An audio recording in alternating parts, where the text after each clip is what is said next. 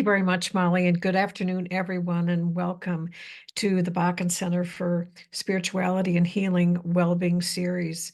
For nearly 3 decades, we've been advancing health and well-being in people, organizations, and communities.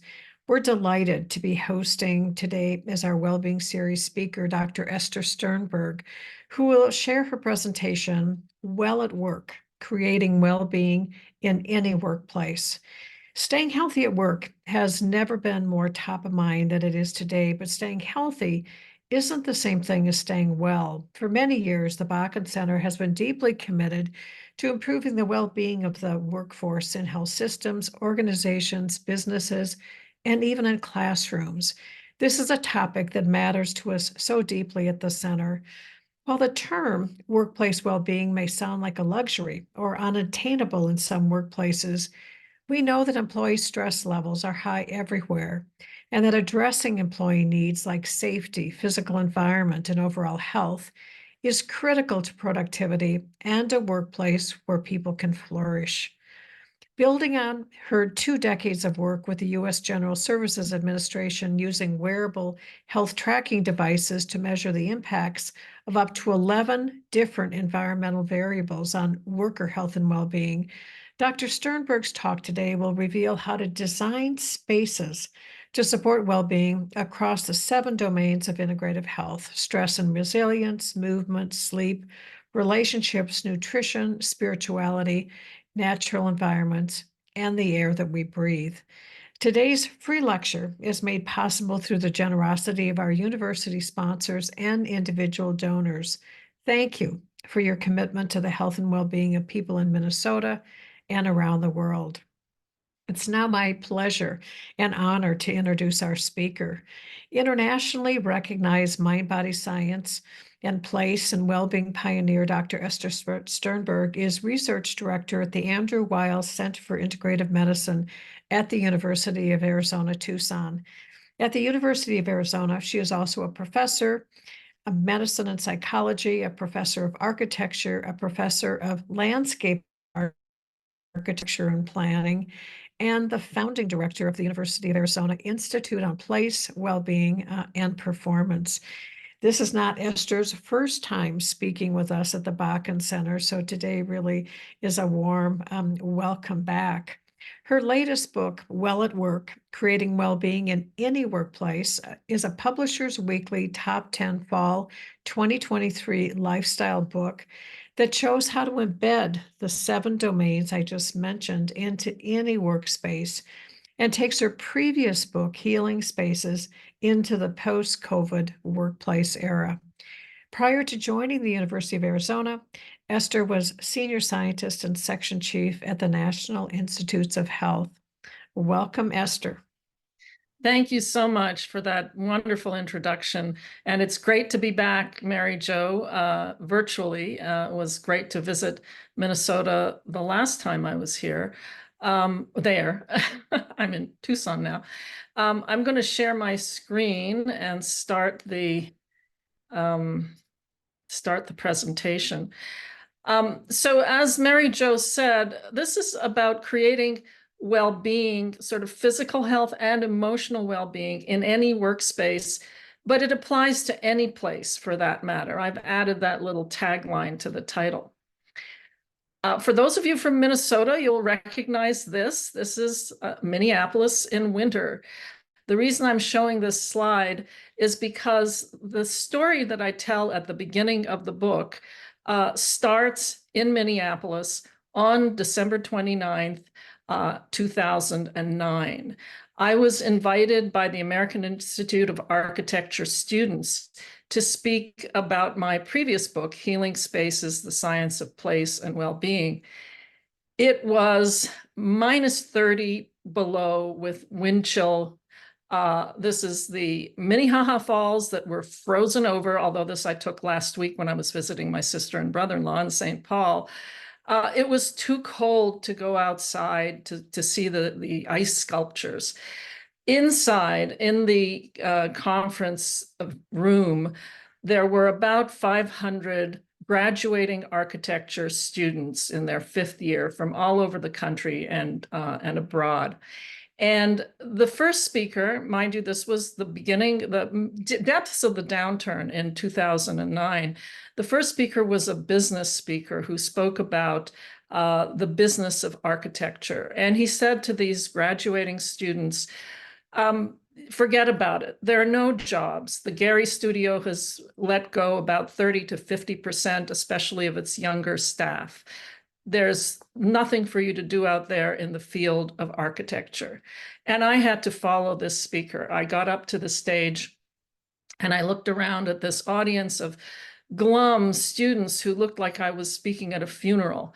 And I decided to jettison my remarks and say, you, the design professionals of the future, are our health professionals, partners in the health of this nation. We cannot do it without you. We cannot tell our patients to exercise more if there aren't places for them to exercise more. We can't tell them to reduce their stress if they don't have spaces and places to do that in. I got a standing ovation at the beginning of my talk. But in 2009, although that may seem obvious now, the idea of designing for health and well-being, emotional well-being, was really not on the radar of most organizations. At the end of that book talk, during the book signing, two of the presidents of the American Institute of Architecture came up to me and said, you've given us an idea. We're going to create a design and health leadership group that will embed health and well-being in every domain of architecture, not just healthcare architecture. And so that led to the beginning of what was a rebirth of the design and health movement across all design endeavors. I'm going to ask you a question now. And Molly, thank you for putting the poll up. How many of you believe that stress can make you sick? Please answer in the poll, yes or no. All right, and we're getting a lot of answers. We'll just give you about 10 more seconds here to get final responses in.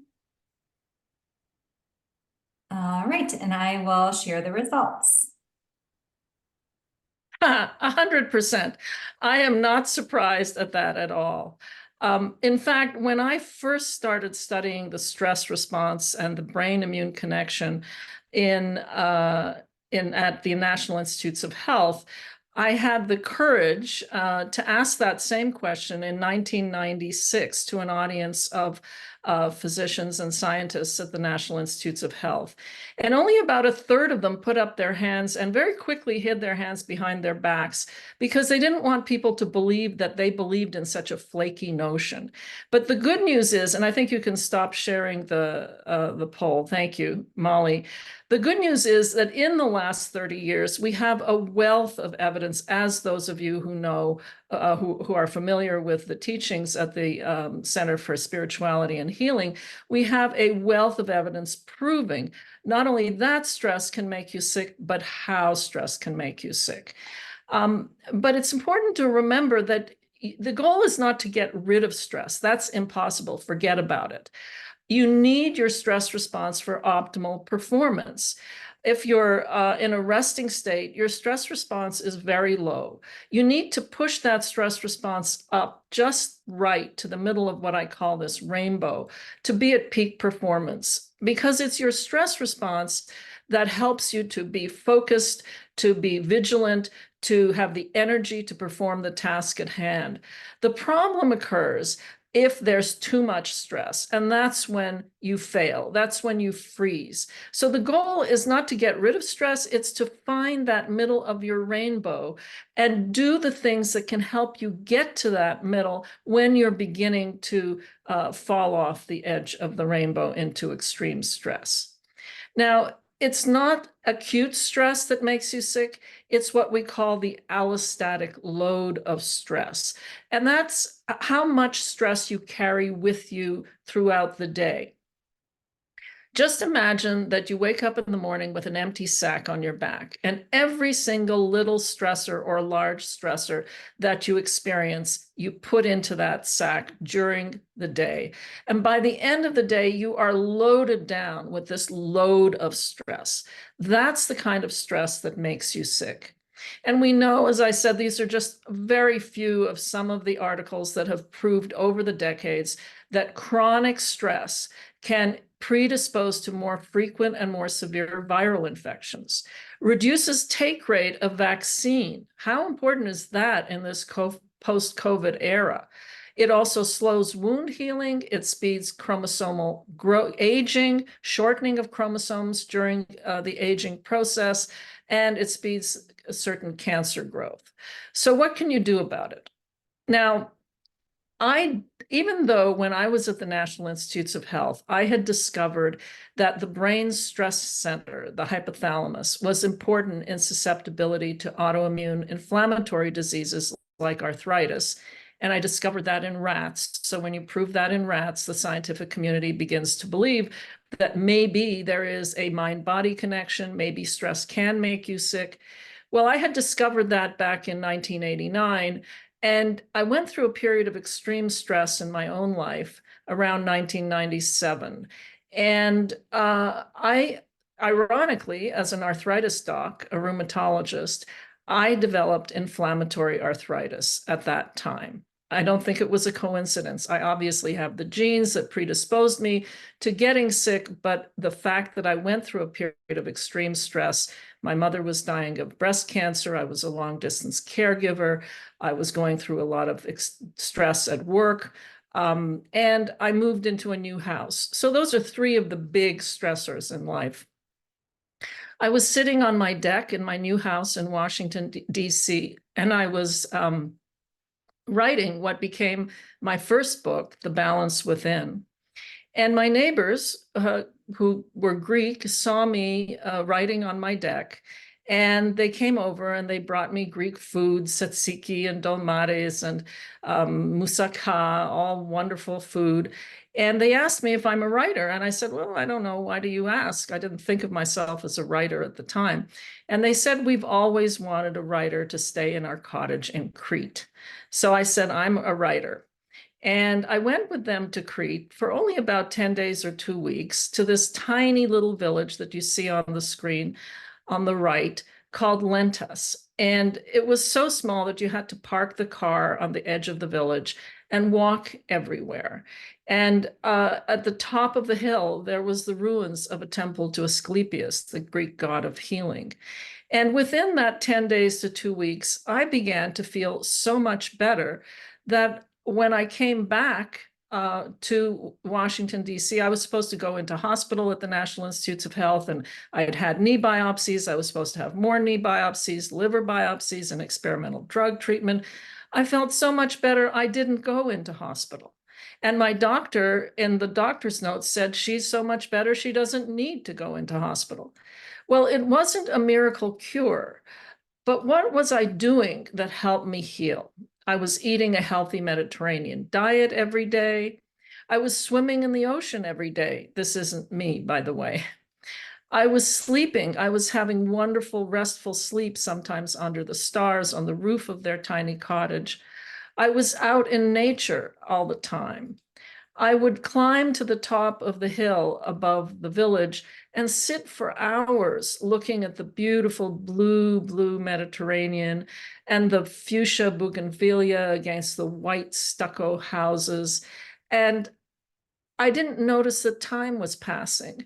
I would listen to the goats and the sheep and the birds and the scratch of the gardener as he tended the grounds. I didn't know I was meditating, but it turns out I was meditating. I was surrounded by the villagers. The grandmothers of the village all shared their arthritis stories with me, and I shared my arthritis stories with them, and they fed me the healthy Mediterranean food that they cooked. I was surrounded by my friends and neighbors, and that's another aspect of integrative health.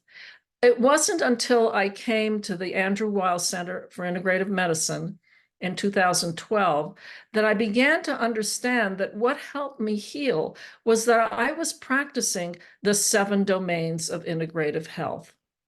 Mary Jo Kreitzer listed those earlier in the introduction as defined by the Andrew Weil Center for Integrative Medicine. They are sleep, resilience, which is how quickly you bounce back from any sort of insult, whether psychological or physical or physiological. That's the natural environment. There are many elements to the environment, which I'll talk about as we go through the talk.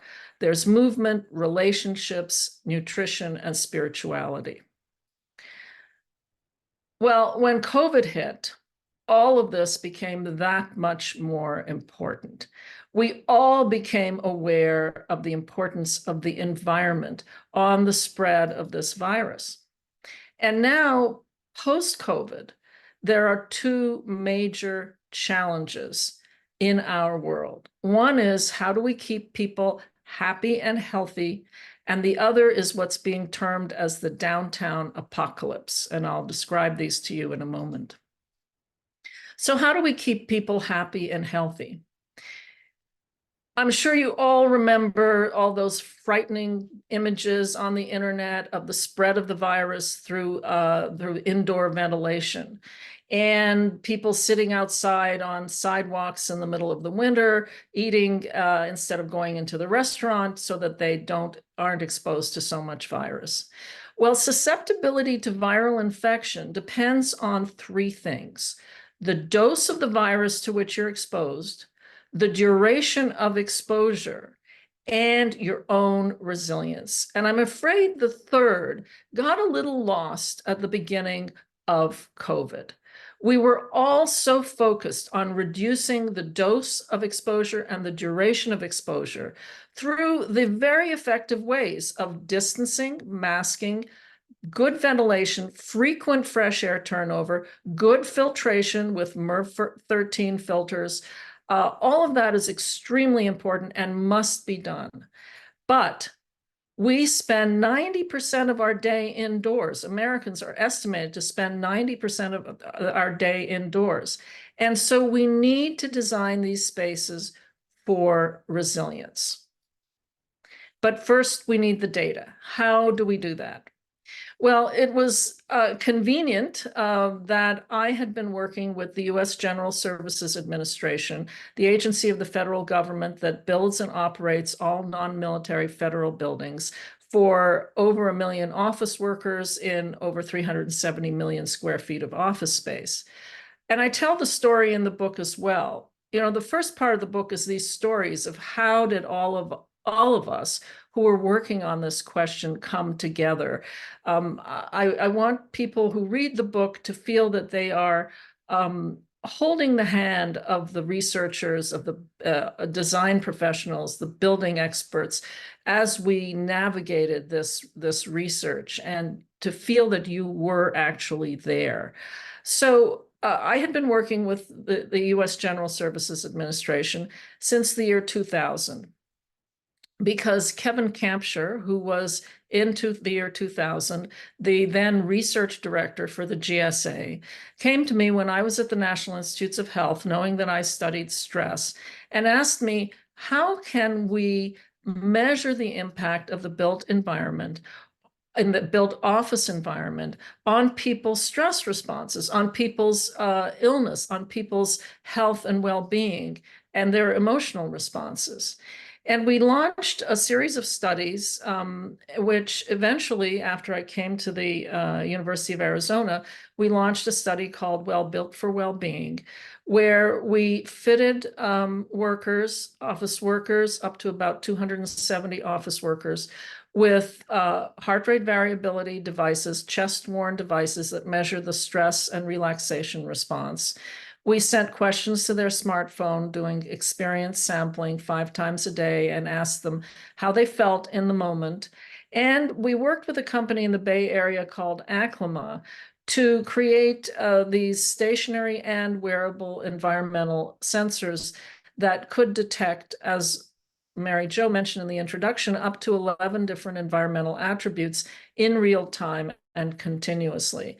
And using big data analytics, we were able to link these environmental exposures, whether it was sound, light, noise, carbon dioxide, temperature, humidity, and airflow, and so on, and office layout as well, to the health outcomes that we were measuring, which was the stress and relaxation response, physical activity, so movement, posture, and sleep quality, and also the occupants' responses to how they felt, their subjective psychological responses.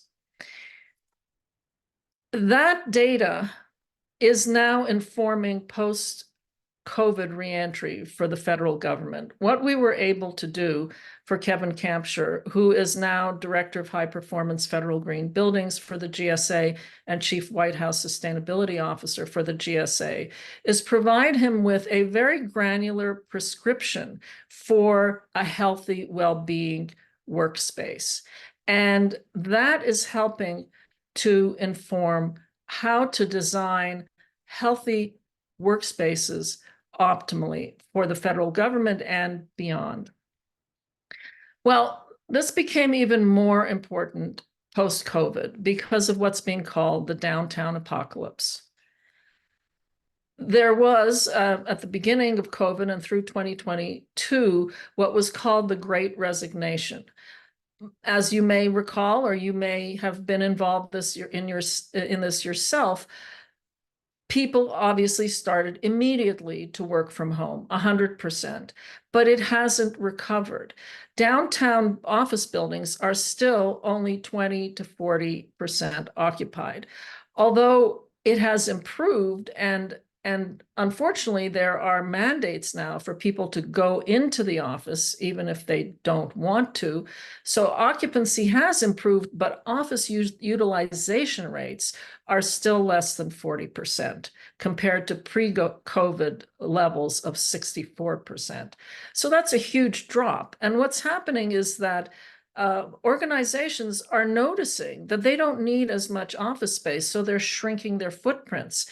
They don't need to pay as much rent, so they're shrinking their footprints. Therefore, there are fewer people coming into work. Therefore, there are fewer people going out to the restaurants around or the shops around the downtowns. And we have these tall, empty skyscrapers. And the question is what to do about it. It's a huge economic problem. So I'm going to ask another poll here. Do you prefer to work from home, go into the office, or do both?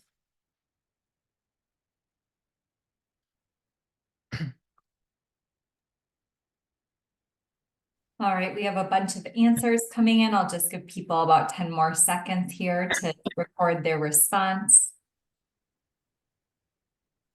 All right, it looks like just about everyone has answered, so I will end the I'm poll. very curious to see the results. Yes, sharing the results now. Oh, that's really interesting. Okay, some of you, 32% prefer to work from home. A very small percent, 8%, prefer to go into the office, and many of you, 60%, 59%, prefer to work both hybrid. Okay, you can close the poll, and I'll show you what Forbes found in a survey in June. 98% of workers want to work remotely at least some of the time. 57% would look for a new job if their current company didn't allow remote work. That's a huge number. 32% of hybrid workers report they would take a pay cut to work remotely full-time. Now, on the plus side for the organization, employers can save about $11,000 per employee for switching to remote work. So why go into work? Well, there are other studies showing that there is a really high 69% rate of burnout from using these digital communication tools. We're all on Zoom here. Back-to-back Zooms are really, stressful and burn you out. But the biggest reason to go into work is connection. 53% of remote workers feel that it's harder to stay connected to their coworkers. And really, that's the importance of going into the office. So we need to begin to think about designing the office space for different purposes to maximize the ability of people to interact with each other, to have those creative, emotionally supportive relationships in the office. So my solution to the two major post-COVID challenges of keeping people happy and healthy and resolving or helping to solve the downtown apocalypse are embedding all 7 domains of integrative health into the built environment. In this case, the built office environment, but you can think about this as the built environment of any sort. And that's really what the book is about. I told you that the first part of the book is the stories of the researchers and how we came together to get the data, to get the prescription for a healthy building.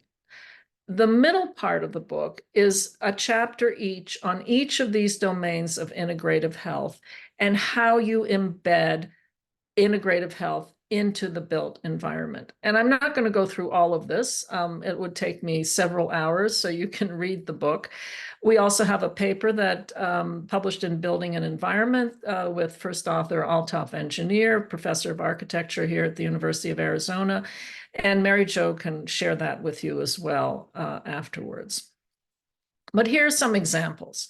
So how do you bring the natural environment into a workspace? Well, plants, that's the obvious thing. You can bring plants inside.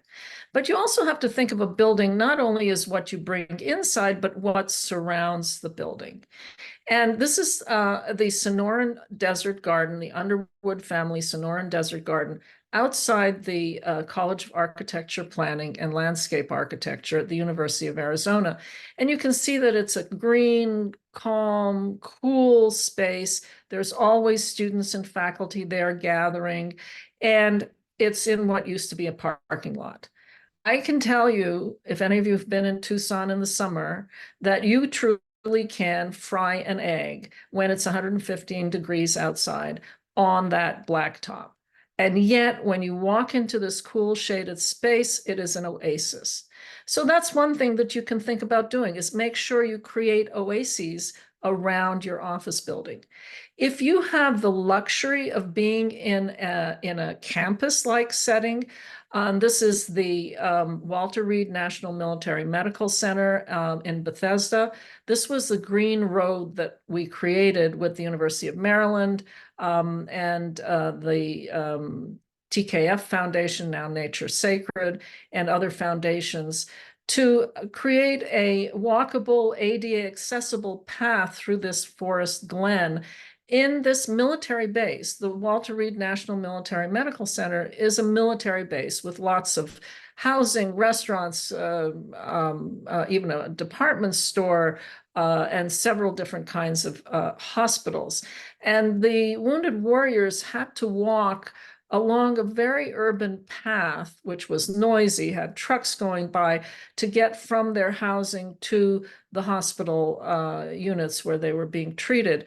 And now they can walk along this calming forest glen. And the other thing that being in nature does is it gives you gentle exercise, or having access to these kinds of nature spaces gives you gentle exercise and also social support. Now, what is it about being in a forest that can help calm you, that can help you heal? I'm sure some of you, or many of you, have heard about forest bathing. This is a practice that started in Japan and Korea, but really has spread around the world. And it's not taking a bath in the forest. It's called Shinrin-yoku in Japanese. It's walking in the forest and breathing in the wonderful scents and being in the moment. It's really a kind of mindfulness meditation. So what is it about the forest that particularly is beneficial? Well, this is one thing. This is green light. Turns out green light reduces pain. And there's a researcher at the University of Arizona, Professor Moab Ibrahim, who discovered this. And this is a contact lens, a green contact lens that he created for his rats. And he also put the rats in the in plexiglass boxes lined with these green LED lights. And he found that rats that were exposed to green light had a significant reduction in pain sensitivity. So he then took this discovery to patients with a pain syndrome, fibromyalgia. And he had them look at green LED lights for some period of time every day, and found that they too had a significant reduction in all sorts of pain and improvement of quality of life, ability to sleep, ability to carry out their work and exercise, and so on. Well, there's another thing in the forest. When you breathe deeply, you inhale the scent of rain. In forests, northern forests like yours, they're similar to the evergreen forests in Japan and Korea. You are inhaling these what we call biogenic volatile organic compounds.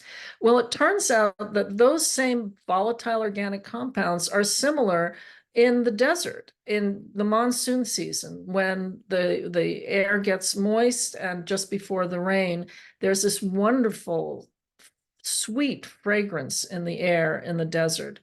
And Gary Nabhan, a professor at the University of Arizona, has analyzed these compounds, and there are hundreds and hundreds of them. And he likens it to an orchestra or a symphony where there are high notes and low notes. And many of these compounds actually reduce stress, reduce anxiety, reduce pain and inflammation.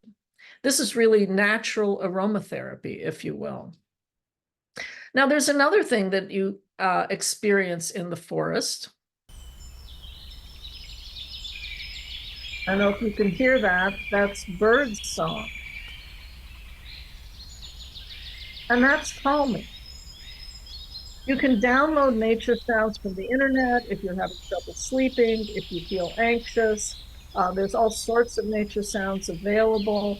Bird sound is one of them. Now, interestingly, bird sound turns out to be at the sweet spot of where sound reduces stress. This is one of the findings that we published actually just this year in one of the nature journals. First author is Kartik Srinivasan. We found, not surprisingly, in the office studies that when it's too loud, the stress response is high. And in fact, we know that very loud sounds can damage the ear. But what we found that was surprising, and this got picked up in the media and the Wall Street Journal as well, is that when it's too quiet, your stress response is higher as well. And when you go from 30 decibels up to about 45 or 50 decibels, your relaxation response increases.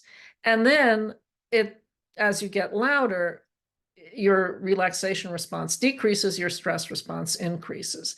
And interestingly, birdsong is right at that sweet spot. So I don't know if that's why birdsong is calming, but it happens to hit exactly where our sense of sound is tuned to be the most relaxing.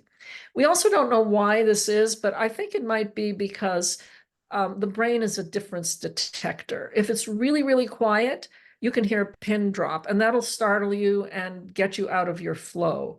But if there's a little bit of background noise, a little bit of white noise, that masks those kind of distracting sounds. And of course, louder, it's stressful.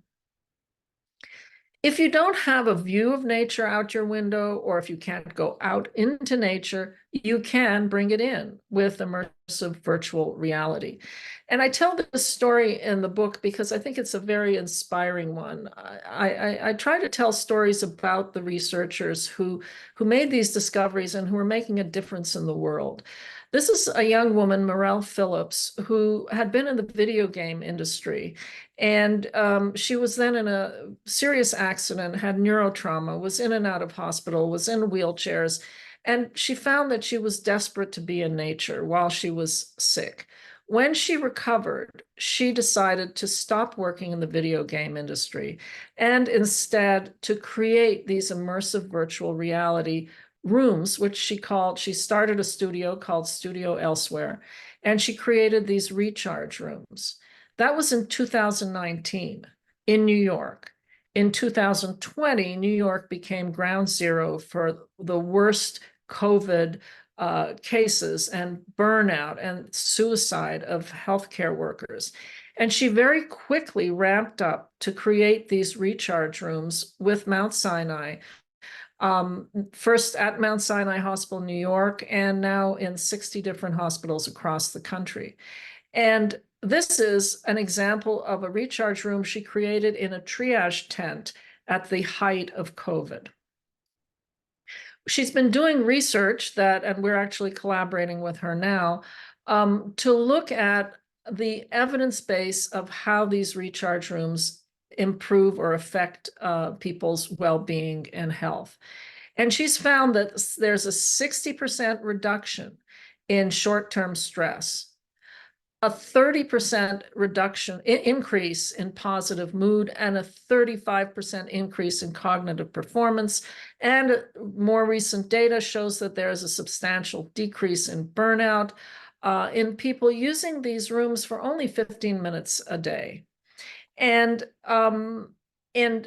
we're now working to we're collaborating with her Mount Sinai collaborators to look at objective measures of the stress response with heart rate variability and sweat biomarkers and other kinds of ways to measure the impact of these rooms. But there's no question that there is a beneficial effect. In addition to reducing stress and anxiety and burnout, it turns out that these rooms enhance relationships, and they're a form of spirituality. It's kind of like guided meditation, guided imagery in the round. So how else do you bring spirituality into the workplace? And when I talk about spirituality, I don't mean religious spirituality. I mean non-denominational spirituality. When I was writing the chapter on bringing spirituality into the workspace, it was really hard to figure out how to do that in a non-denominational way. But it turns out that there are many elements of spirituality that are important for optimal performance. Gratitude is one, relationships is one. Going offline and meditating is similar in some ways to being in the zone, in flow, in that state of flow. So how do you do that? Well, this is a labyrinth at Canyon Ranch, a local spa here. It's based on the 13th century labyrinth at the Cathedral of Chartres outside of Paris in France. And monks used to use this as a walking meditation or a walking prayer. It's a pattern on the ground that helps you just center yourself and walk slowly and quietly and be in the moment. So this is a picture that I took at the Walter Reed National Military Medical Center, National Intrepid Center of Excellence, which is an outpatient hospital designed especially to treat patients with post-traumatic stress and traumatic brain injury. So how do you get a tough cookie soldier to walk a labyrinth? Well, they cleverly placed the labyrinth outside the physical therapy unit. And you can see these bars here. And around the outside of the labyrinth, there are different terrains for the wounded warriors to relearn to walk on. And walking a labyrinth is also very helpful for improving balance. But what these participants find is that when they're walking the labyrinth, in order to improve balance, they're also improving their mind-body balance and their reduced stress and optimal well-being. It also, of course, enhances movement. There are other ways to bring movement into the office space. This is an example from the headquarters of Lending Tree in Charlotte, North Carolina, and you can see the stairs are very inviting, but they also have little nooks where people can sit and talk to each other. and that can enhance relationships as well. You can enhance relationships at work by creating workspaces for different size groups, for smaller gatherings, for larger gatherings.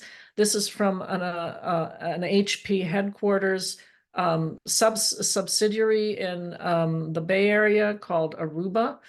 And you can do this. It doesn't have to be expensive. I was just in Kenosha, Wisconsin. I have to say it was -7 degrees with the wind chill about -20. And if any of you have been at Carthage College in Kenosha, you know that it's right on Lake Michigan with that wind blowing off Lake Michigan, but it has spectacular views out the window of practically every classroom. Professor Stephanie Mitchell designed this gathering nook for students and faculty. It didn't take that much, put a few pieces of furniture in, a plant, and bookcases, and suddenly what was just an empty hallway became a place where people could gather. What I love about this gathering nook is that Professor Mitchell also put in a tea service. And in the book, I talk about the Japanese tea ceremony and how that was designed very intentionally to have rituals that help people calm and bring people together in small groups. And the tea itself, I talk about the difference between tea and coffee, chocolate, caffeine, tea, and all the contents, all the wonderful chemicals that are in these stimulants. And one of the things about tea is it's not only energizing, it's also calming. You never say about a cup of coffee, I'm going to have a calming cup of coffee. You're going to have a stimulating cup of coffee. But with tea, it's calming. And that brings me to the next of the 7 domains of integrative health, that's sleep. So it's a little counterintuitive that what you do in the morning can impact how well you sleep. But this is really well established, that bright morning sunlight, this is work from another collaborator who works with the GSA, who's an expert on sleep and light, Professor Mariana Figuero. She was at Rensselaer Polytechnic and now is at Mount Sinai. And she found in her work with the GSA that full spectrum sunlight from 8 a.m. to noon. And some people ask me, can it be earlier? Yes, if you wake up earlier, absolutely, it can be earlier. But exposure to full spectrum sunlight in the morning will give you a better quality of sleep. You'll fall asleep faster, and you're going to be in a better mood the next morning when you wake up. Other things that we found with the GSA is the more you move during the day, the better quality of sleep you have. Also, your moods are better. You're less stressed. And the less stress you have, the better quality of sleep you have. Now, if you don't have the luxury to be exposed to full spectrum sunlight in the morning, you can go online and find any number of full spectrum sunlight boxes, smart bulbs, that will follow the rhythm of the sun, bright full spectrum sunlight in the morning and redder, calmer light in the evening. So my solutions to attract people back to work, back to being with others in the indoor environments, is to design spaces that are healthy and safe and enhance well-being, and to label buildings as healthy. So what happened during COVID is that whereas before COVID, organizations just didn't assign a budget to creating healthy buildings. It was not on their radar. They didn't consider it top of line importance to pay attention to. But with COVID, there has been a tremendous increase in organizations that want to label their buildings as healthy. And the WELL standard is one that's now part of US Green Building Council. It's kind of like the lead for health and well-being. Living Building Challenge has been around for decades. That's another way of labeling your building as healthy and well-being. And other organizations are jumping into the fray because this is a multi-billion-dollar business now. UL is even has a standard for healthy buildings, and Fitwell was started by the GSA and CDC, so it was federal government, and it's now being run by a nonprofit organization affiliated with the United Nations. So there are many of these. There are probably many more that I haven't listed. Oops. This is an op-ed article that I wrote for the Arizona Daily Star in response to an article that said that organizations are mandating their people back to work in the office, and employees don't like it. So I said, you know, in Tucson, Arizona, I live about a 10 or 20-minute drive from about 5 world-class spas. The spas are not mandating people to come to them. People are going to them because they want to be there. They want to be in these settings. I actually remember when I visited last time, I visited the Marsh. You have a spa there in Minnesota that is well known around the world. Nobody is mandating the 58 million people a year who go to Disneyland. The Disney Imagineers designed those spaces on purpose to attract people to come to them, to take people out, and this is a quote from a former vice president of Disney Imagineering, to take people out from a state of anxiety and fear into a state of happiness and well-being. So why not design office spaces like that? So in the last few minutes, I'm going to describe to you how we have designed the Andrew Weil Center for Integrative Medicine new buildings to embed from the get-go all 7 domains of integrative health into the built environment. And our architects who designed the building, Line and Space, were very gracious in working with us and with a committee, an advisory committee that included the Dean of the College of Architecture, Planning, and Landscape Architecture, several other faculty, and Kevin Kampshire and his colleagues from the U.S. General Services Administration. And you can see here that there are actually 3 buildings. This is the Mind building, where the administrative activities go on, where the online web educational design goes on. And you can see that it's curved, it blends into the landscape.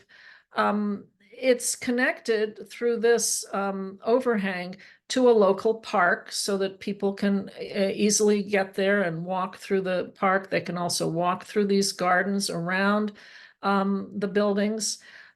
We have a roof deck. This is all renderings because the building is not ready. We're going to move in April. And we have a spirit building where people can on purpose go offline and meditate and be in the quiet. We also have what we call the body building, which is a multi-purpose room that can be used as a classroom, yoga, Tai Chi, and in the body building, there is a teaching kitchen. And this is an avatar of Andrew Weil doing his cooking classes for the Andrew Weil anti-inflammatory diet, which just was yet again voted one of the top 10 diets by US News and World Report. I want to point out here the ceiling baffles. This is a large space, and yet it's really quiet because we've paid attention to sound. We don't want to have that stressful, noisy space. So these are sound buffering ceiling baffles. And then there's a carpet and other features that will reduce sound in this space. How do you bring healthy nutrition into a space besides doing teaching kitchen? We're working with the College of Agriculture with Professor Kassira, Murat Kassira, to bring in these hydroponic vertical gardens for fresh vegetables and herbs. The other thing you can do is be aware of the gardens, the city farms in your area, and engage with them. This is the Tucson Village Farm that's actually on the University of Arizona's agriculture extension. And this is in Chicago. You have the Chicago Lights Urban Farm, but I understand you have several of these in Minneapolis as well. We can talk, and I talk about in the book, how do you bring such design spaces into your own home? And we can talk about that in the built environment, but you can certainly create quiet areas, even if it's just a corner, a nook where your chair is. You can bring these full spectrum sunlight boxes. Humidification is important. I didn't talk about that. That's something else that we discovered in our Well Built for Wellbeing studies. But we can talk more about this in the Q&A. The important thing to remember, and this, I put this jasmine bush here, is that everybody is individual. And in mid-century, office buildings were built one size fits all. And the fact is, one size fits no one. And that's something else we had discovered in our work with the GSA, that personality matters as well. The people who are more extroverted preferred more of an open office design with more movement, more noise going on. People who were more introverted preferred more of a quiet setting and more private offices.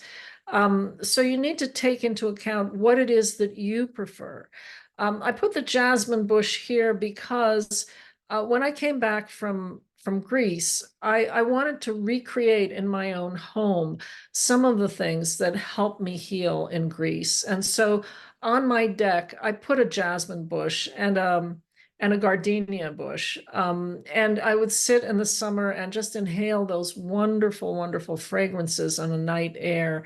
And it calmed me. It helped me calm and be centered. I also have here in Arizona a herb garden in pots on my patio. So you can think about what it is that helps you calm you and intentionally put those things in your spaces where you work or live or play.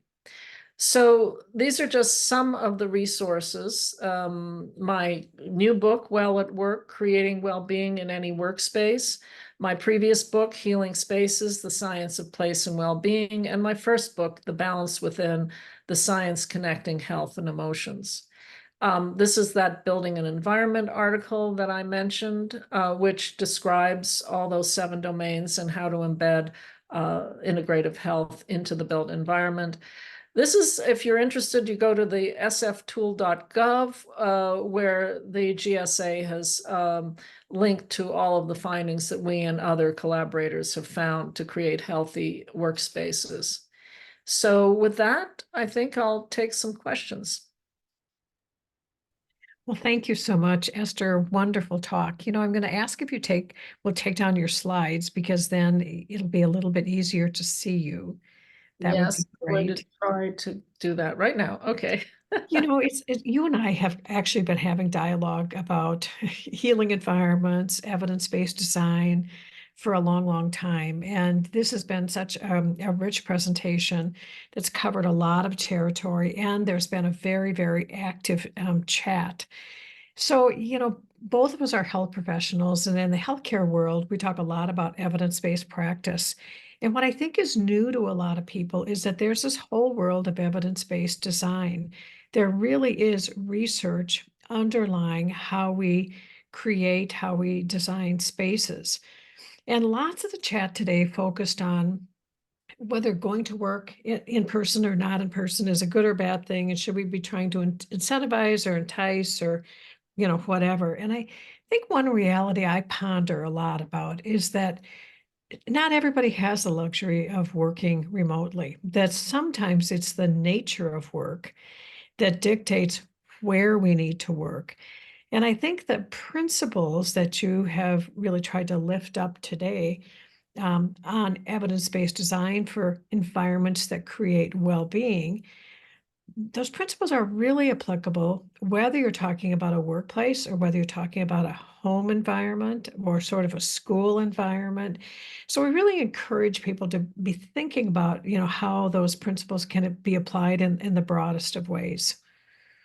Yeah, I would certainly agree with that. And I have to say that of the centers around the country that are bringing architecture design professionals together with health professionals, yours is one of the first that did that, really. And I know Tom Fisher was the former dean, and I'm still working with him in some ways. And there's no question that the kinds of things that you have been doing with your center are really pioneering in this area. Well, thank you very much for that, Esther. So I'm going to just start leaping into some of the questions, and there's a lot of them. So somebody asks kind of an interesting, provocative question. Why is it even important to stop the downtown apocalypse? That's a great question. Well, I think one of the huge challenges during COVID was balancing fiscal responsibility, the economy, and health. And at the beginning of COVID, of course, everything was focused on stopping people dying, stopping people getting so sick. I mean, was priority number one. And this happened at the University of Arizona as well. I think it happened at a lot of universities on a smaller scale than the downtown, is that, you have and I describe this actually in the book, the president of the University of Arizona, Bobby Robbins, had a fiscal responsibility to make sure that the university didn't implode financially, didn't just, go bankrupt. And so how do you balance that? And he's a surgeon, he's a cardiovascular surgeon, and he took the approach that surgeons take, which is when you do surgery, there's always risks. The way to avoid problems is to anticipate those risks and do what you can to reduce those risks. And so he started this TTT, test, treat, and track system that allowed the university to stay partially open during COVID. And it was very successful. It was written up in the Atlantic as a model for how to do this. And I think this applies on a larger scale to downtowns. If you empty out the downtowns completely, there's going to be an economic crisis. All those small businesses that depend on, the foot traffic, the people being there, are going to go out of business. And that's as unhealthy to the general economy and to people.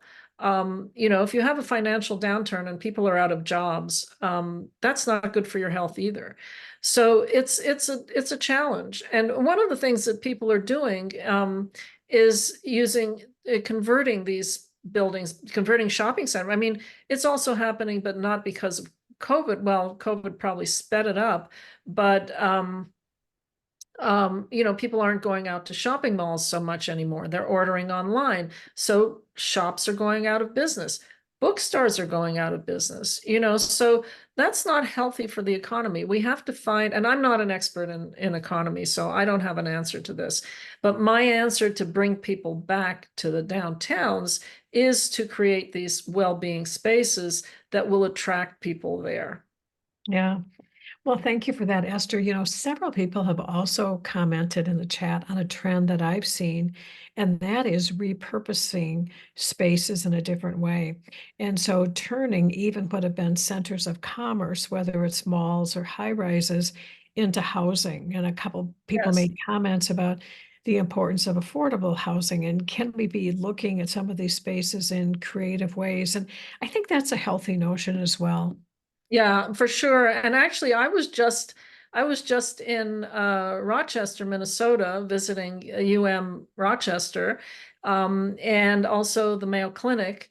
And I was really impressed with what the University of Minnesota at Rochester has done. They had a shopping mall that wasn't very much used, and they've taken over space for students for teaching. I have my full disclosure, my nephew is director of this program called Next Gen, Dr. Andrew Petzold, and he showed me this amazing space. I don't know if you know him. And also I met with Chancellor Lori Carroll, and we had a wonderful conversation about how the University of Minnesota has taken over that space that was an empty, dead mall, and now there's foot traffic. And the other really cool thing that I saw was that there was a DoubleTree hotel there that was really dying because the Hilton had built a newer hotel down the street. And the University of Minnesota Rochester took it over as dorms for the students. And they automatically had a swimming pool and a gym and a restaurant and all kinds of facilities. So yes, repurposing buildings and spaces is very important. Yeah. So Esther, this is a question about how to get buy-in from leadership. And so oftentimes leadership and key stakeholders may be resistant to this whole idea of investing in well-being design. So any suggestions you have? Well, get the data. So that's really why Kevin Kampshire approached me in the beginning, back in the year 2000. He needed the hard quantitative data to prove to the leadership that the people in these spaces that were designed intentionally to be well-being spaces were healthier, happier, and more productive. And it's well known that the greatest cost to an organization is its people. And if you have people who are unhappy, who are resentful, who don't want to come into work and are being forced to work, who are sicker because the environment is causing them to be stressed or ill, that's going to cost the organization a lot of money. So there's work being done now on return on investment of a healthy workforce, which seems obvious to you and me, but you need the data. Mm-hmm. So somebody wrote in with the budget issues in healthcare in particular being so limited, are you finding any health systems that are leading by example in the funding to invest in well-being in the workplace? And you mentioned Mayo as one example. Any others that you want to highlight?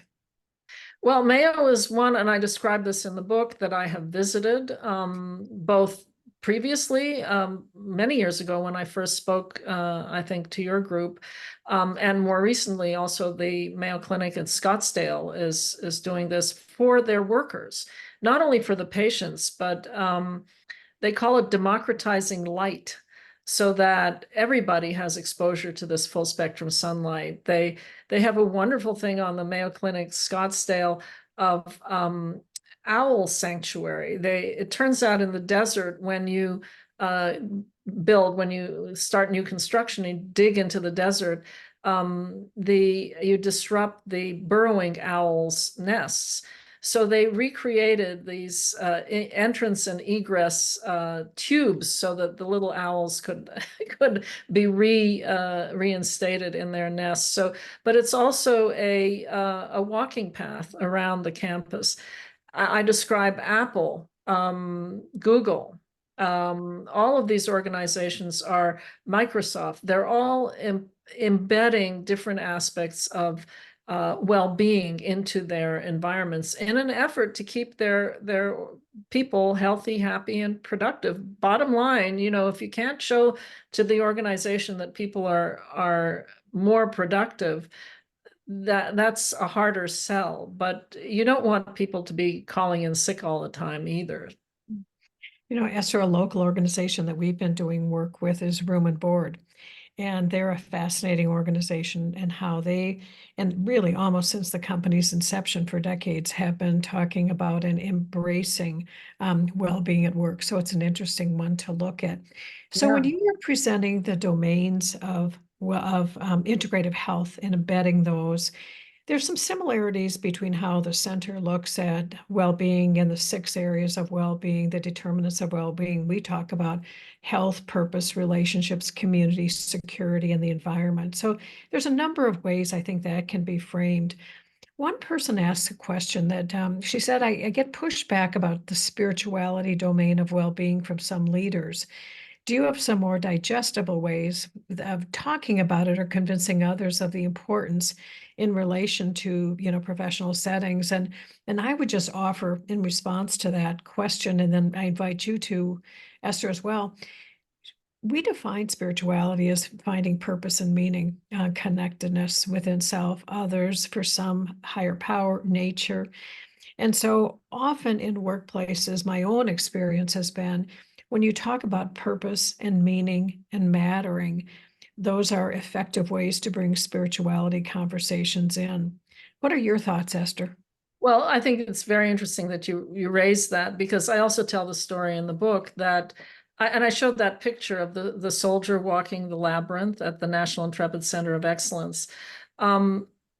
I was at NIH, and we were across the street from the Walter Reed National Military Medical Center. And one afternoon, a couple of Navy and Army docs in full regalia came across the street and asked me, how do we help bring meaning to our troops?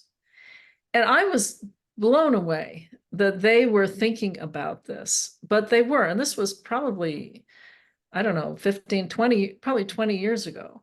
And it's really important. I talk about that as an element of spirituality in the book, of how do you bring meaning to people? And that is a more palatable way of bringing spirituality in. But the other thing is the elements of spirituality also include flow, being in the zone. That's very similar, although not identical, and I talk about this in the book as well, to meditation. So how do you allow people to go offline for a few moments during the day so that they can get in that zone of flow? Professional athletes, you watch the Olympics, and you see the skating competitions, and you see them before their performance, they're meditating. They're getting into the zone, into flow, to be an optimal performance. It brings you back to that rainbow that I showed. How do you move from that stress state to the middle of your rainbow? And again, I talk about this in the book, but if what you're feeling is anxiety, taking a few moments to go offline is very helpful. Taking a few moments to walk in nature is very helpful. Breathing, deep breathing. Recharge rooms. One of we have 2 recharge rooms here at the University of Arizona Banner Medical Center. And one of the emergency room docs, who was overwhelmed during COVID, said that it was so helpful for him to go and sit in that room for about 10 minutes. And they also have some aromatherapy sticks. They're kind of like a lipstick stick that you can inhale a little bit of aromatherapy. And he said that he didn't have time to go back to the room, to the recharge room from the emergency room, but he would have those little aromatherapy sticks, and he'd just take a moment off and inhale that wonderful aroma that reminded him of being in that calming space, and that brought him some resolution of the anxiety. So, there's a lot of ways that spirituality, again, the word spirituality in some circles has a negative connotation, because you kind of think of shishi foo-foo, I remember once when I was, before COVID, I was at a meeting at the U.S. Green Building Council, and I used the word well-being, and somebody in the audience jumped up and said, "You can't use that word. That word is just new age." And I said, I was totally blown away by the antipathy towards some of these words. But I think if we reframe it, that it helps you get in the flow, engage in healthy relationships, and reduce some of that anxiety and improve your performance, I think that's the way to go. Mm-hmm. So interesting that you make that comment, Esther, about the word well-being. Certainly 10 years ago, I think that people, when you would use the word well-being, they would think it's a strange word, and maybe the synonymous with health and well-being. You could use one or the other. And now I think there's such a deeper recognition that well-being is something that it includes health, but is so much broader than health. And one things I find fascinating is that even countries in the world are developing well-being indices, just like they have a GDP as a measure of economic growth and Yeah. vitality. So I think well-being has certainly moved into kind of a different space globally.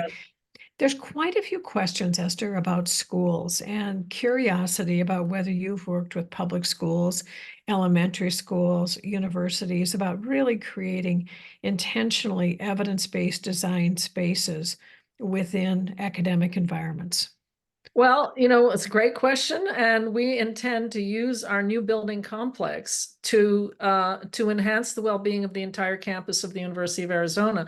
I just did a tour right after New Year's with all the deans of the colleges, and I can tell you those deans said, "Whoa, we're going to be over here in that labyrinth and that cooking space and that Tai Chi space. We're going to be running over to this building."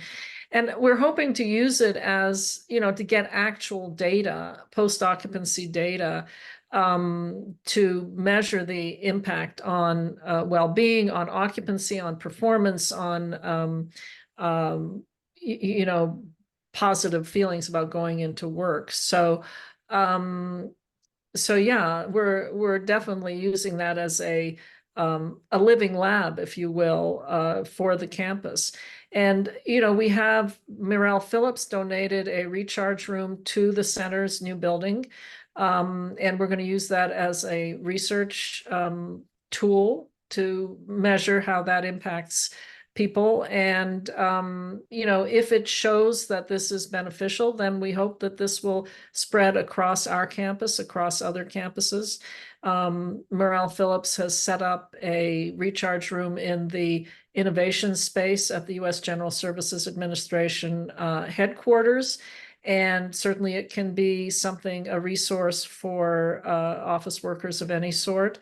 I haven't done work myself with elementary schools, K through 12, but there is a professor at the University of Arizona who has worked with schools in this area. I think she has 60 different gardens, these farms where the entire curriculum is based on their local farm at the school, where they have recaptured rainwater, and they learn Native American ways of planting, and they plant and raise the vegetables, then learn how to cook healthy. That's what I showed the Tucson Village Farm.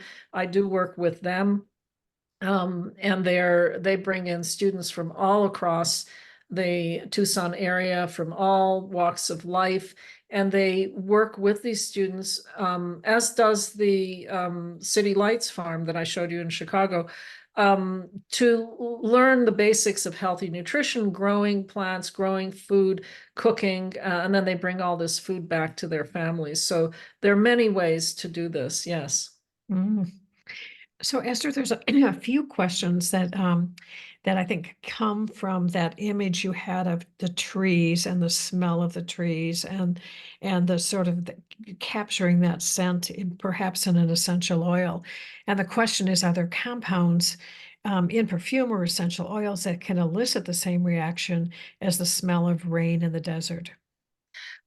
Yes, so there's a couple of Japanese companies that are creating exactly that. One of the things you have to be careful with aromatherapy, of course, is whether people are allergic. So you want to be careful about that. And so in the recharge rooms, we can't pump the spray into the rooms, and that's why they created these little handheld tubes that help people recreate that sense. The aromatherapy works in two ways. These are actual chemicals that so for example, lavender, as you know, is calming. Well, lavender will put a rat into slow wave sleep very quickly. So there's an actual chemical impact. It's like a drug. It's quickly absorbed through the nose and quickly gets to the brain. So that's one way, but the other way is that you associate different smells with different fragrances, with different experiences in life. And same thing as taste. And the classic example is Proust's Madeleine and the tea. It took 40 pages for Proust to describe how the Madeleine and the aroma of the tea reminded him of his aunt taking care of him when he was sick as a child. So yeah, it certainly can be used in many ways. Esther, about 10 years ago, I was invited to give an address in Korea. And at this conference, it was co-sponsored by the Department of Forestry and the Department of Health. And it was fascinating. Korea is about 80% forested. And, I was talking on cultivating well-being personally, organizationally, in our communities. What they were talking about is what are the kinds of trees they should be growing in Korea to match health conditions and reduce anxiety, stress, depression. It was fascinating how Fascinating. far ahead they were looking at some of the evidence-based forestry, I guess you Yes, could it's call it, fascinating. Yes. related to health. Well, we're working with Gary Nabum. I mentioned him when I spoke, and he creates fragrance gardens, healing fragrance gardens. And he's created one in Ajo, Arizona, which is sort of near the border with Mexico. And we're going to be doing studies to look at the impact of this fragrance garden that was intentionally planted with a combination of plants that will give these fragrances at different seasons, different times of year. So we're going to be looking at those impacts on health and well-being. Oh, that's fascinating. So somebody asked the question, what are ways to stay connected with coworkers while working remotely? This person writes, I'm not feeling very connected. Yes, I also talk about that in the book as well. You have to be intentional. You have to be intentional and meet up with coworkers. I mean, there are organizations that are looking at the ecosystem of work now. And Casey Lindberg, who was a postdoc with me and led the GSA studies, the Well Built for Wellbeing studies. He has a PhD in psychology and a master's in architecture. He's now a senior researcher at HKS, a major architecture firm. And he and his colleagues have written about this ecosystem of work, that we need to think about work not only as the office that you go into, but the whole chain. And some companies are looking at distributed workspaces. So you don't have to go downtown. You can just go to your local neighborhood area where other people are gathering. There are joint workspaces. Unfortunately, one of the major ones went bankrupt, WeWork, but that was another story. But so there, intentionally getting together with colleagues, maybe getting together offline for, coffee at the end of the day. It's akin to, I'm thinking about how I was just visiting my sister and brother-in-law and nephew and niece and grandnieces in Minnesota. When your family is distributed around the country, in order to maintain those relationships, you need to be intentional about visiting, about getting out of your comfort zone and getting together with others. I think that's the thing. If your organization where you work remotely does have office space, hard as it is to beat the rush. I mean, one of the biggest reasons that people want to work from home now that everybody's experienced working from home is avoiding the commute. The commute is a huge problem, but it's nourishing to brave that commute once or twice a week in order to be with colleagues. Mhm. So Esther, there's a comment in the chat that I just want to lift up because I think it's such an interesting comment. And I think the comment is so true, whether you're working at home or whether you're working in an office space. And this person writes, they've been in the Mayo building, which is kind of like a really old, not great building, for 20 years. And this person has made their windowless room an oasis. Oh, wow. Well, I'd like to know how. Yeah, and I appreciate the framing though of that whether sometimes through art, even plants with grow lights, through intentionality, color, that there are Yes. other things that people can do to create for what them are healing environments, sometimes even in less than optimal settings. Well, I describe in the book another example, which was in a hospital setting, but Professor Sean McCann was head of the bone marrow transplant unit in Ireland, a catchment area for the entire country of Ireland in Dublin. And these patients, as you know, are stuck in a hospital room for 6 to 8 weeks. They can't go out, nobody can come in. And back in 2010, when we didn't all have these little video phones to carry with us, he created he worked with the city of Dublin and with artists and with the patients and with the staff to create videos that could be projected on the wall of the patient rooms, because they didn't have a view out the window. They had HVAC equipment out the window, and he found that people wanted to see nature. They wanted to see cows grazing and horses grazing. They wanted to see you know a calming river, canoeing down a calming river. They wanted to see their loved ones. And he found that the people who had the opportunity to look at these videos in real time had better quality of life, less depression, better moods. So that can be transposed to your windowless office to create it as an oasis for what you like to see and experience. Yes, and art can certainly do that. Yeah, as you say that, Esther, and there's a question in the Q&A about can some of this be applied to care of patients? And absolutely, in terms of some of the principles you've talked about, and including creating, bringing art into patient areas. And one of the earliest studies in this realm that I'm sure you're familiar with was Roger Ulrich. And the study that he did is sometimes called the room with a view. And what they found was that if a patient viewed even a scene of nature rather than a concrete brick wall, it really affected how much pain medication, their perception of pain and how much pain medication they required. So a lot of really interesting research on applying evidence-based design to And health. and Roger, yes, of course, that's a classic study, 1984 in Science magazine, and Roger Ulrich launched the field of evidence of environmental design, of evidence-based environmental design with that study. And it's been reproduced over and over again in many ways. So and so the application of these principles to healthcare design has been around for a long time.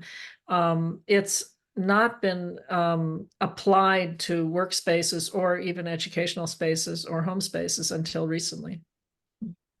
So there's several questions, Esther, about noise and the impact of noise. And this person writes that when I'm in an office environment, I sometimes find noise so distracting, and even conversational noise sometimes can really contribute to people's stress levels. So at what point does that become like an OSHA issue? Do you have any recommendations for what people can do when they're working in open architecture environments? So yeah, I talk about this a lot in the book. The biggest complaint of people in open offices is noise. Certainly from an OSHA point of view, if it's extremely loud, it's harmful to the ear. You know, if it's up 80 decibels, 90 decibels, as it can be in an emergency room or an intensive care unit, the most distracting kind of noise is when you can discern the words. And otherwise, if you can't discern the words, it's white noise, and it actually masks other noises, and it can reduce stress. So there's all kinds of different noise. There's white noise, there's pink noise, and there's nature sounds. And you can actually mask or have your preference of sounds around you to reduce the distraction of others around. Our studies showed that in open office design, when we asked questions to the smartphone in the moment, asking people if they were distracted or not, there was no difference in the moment in open office design, in cubicles, or in private offices.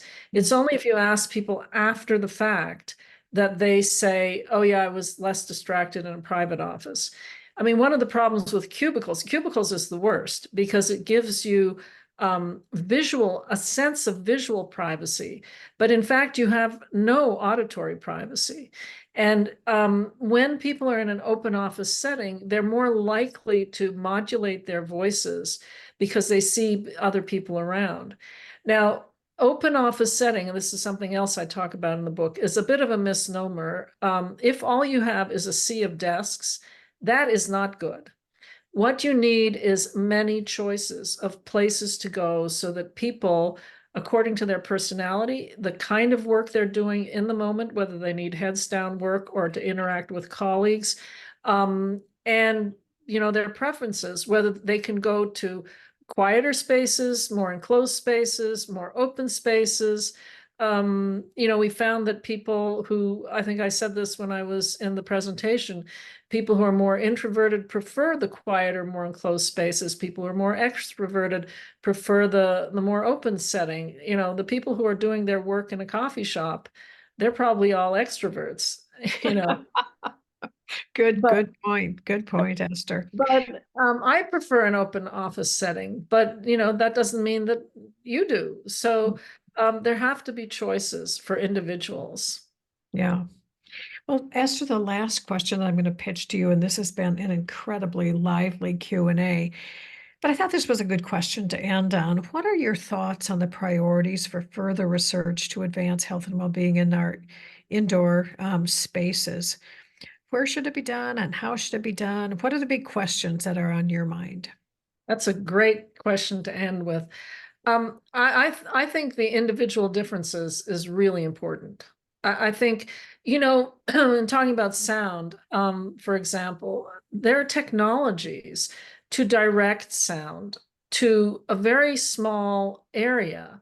And in fact, we have this technology in our new building. But, there are acoustical engineers who know how to do this. They do this all the time for concert halls, for recording studios, and for museums. And, to create technologies that can help overcome each of these challenges, whatever setting you create, there's going to be pros and cons. And so to create technologies that will help address the cons of different kinds of settings and to enhance individual differences, I think is really important. The other area of research that must be done is return on investment, because without serious return on investment of all of these kinds of interventions, the people at the top who have to pay for it, there's no question it costs more to design such spaces. But they need to know that they are going to get a return on investment of a healthier, happier, and more productive workforce. Yeah. Well, Esther, I want to say thank you so much for, being with us today, and we will send you the chat because I really want you to see all of the notes of appreciation. This has really been an incredible lecture, which we knew it would be, having you back to Minnesota. So thank you, thank you. I also want to thank all of our University of Minnesota sponsors who are partners in bringing you today's lecture. And I also want to acknowledge and thank all of our staff at the Bakken Center, especially Molly Buss, who helped make today's webinar possible. So thanks all for making it so successful. Thanks for being with us today. Have a wonderful rest of the day. It was a pleasure, and thank you, Mary Jo. It's been a pleasure. Thank you. Bye-bye. Bye.